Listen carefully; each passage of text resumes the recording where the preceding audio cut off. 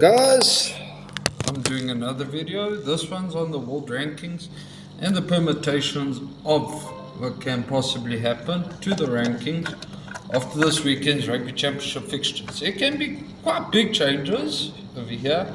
Let's first have a look at the rankings over here. You have number 1 Ireland with 91.82 points. Number 2 France, not so far behind with 90.47 points. Number 3 the All Blacks, 89.69 points. 4 South Africa, 88.97 points. Yes, okay, there's quite a gap here between 4 and 5. Eh? Number 5 Scotland, 82.77 points, quite far behind. England, number 6, not so far behind the Scots, 82.12 points. Number 7 Australia, 81.80 points. Number 8 Argentina, 80.01 points. Okay, that's all relevant. That's relevant for the weekend. Then we have number 9 Wales, 78.08 points. Number 10 Japan, 77.39. 11 Georgia, 76.23. 12 Samoa, 76.03. Okay, I'm not going to go further because that's irrelevant for the weekend. Okay, a lot of people were asking, how could the All Blacks get a few more points against the Argentines? South Africa get no points, ranking points against Australia. The answer to that is simple. Okay, the All Blacks played Argentina in Argentina, so you know it's an away game for them. Whereas we played Australia at home. Okay, with already such a gap between South Africa and Australia on the rankings, you know, a home win over Australia, doesn't matter how big, we could have beaten them by 100 points. There would have been no changes on the rankings. Although 100 points would be quite the statement, eh? Alright, whereas Argentina hosted the All Blacks. You see, that's where the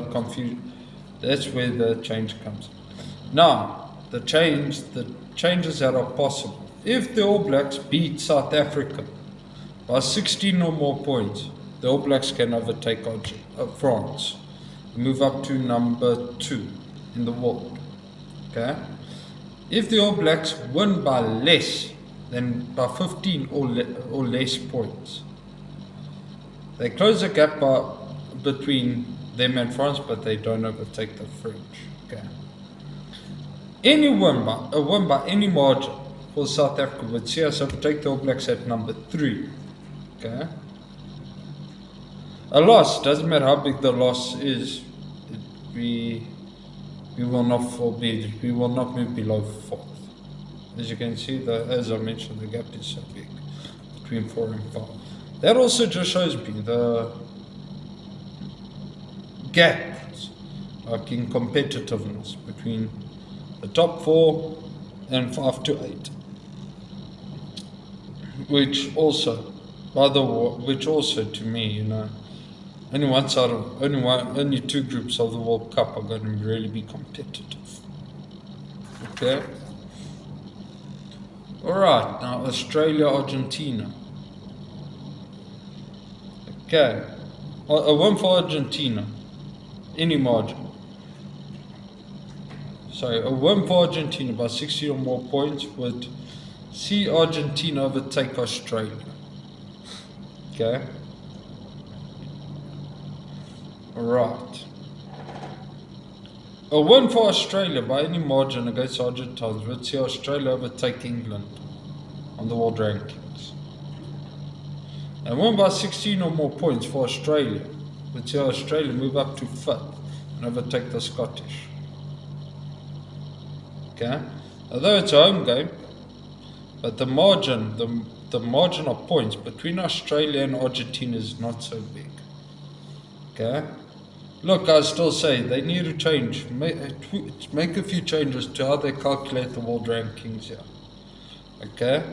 Because despite Japan losing almost every game against the Tier 1 team, Japan's still 10th. Look, I'm not taking away from the Japanese, they have improved. I mean, Japan has not beaten any of the Tier 1 sides since 2019 World Cup. Here Japan are still at 10. Okay.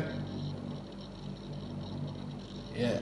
Look, let me know what your thoughts are, and if I have made any mistakes in this video, please correct me in the comment section. Do not forget to like my video, subscribe to my channel, and please comment your thoughts. Thank you very much. I'll see you all after the game after this weekend rugby. Cheers.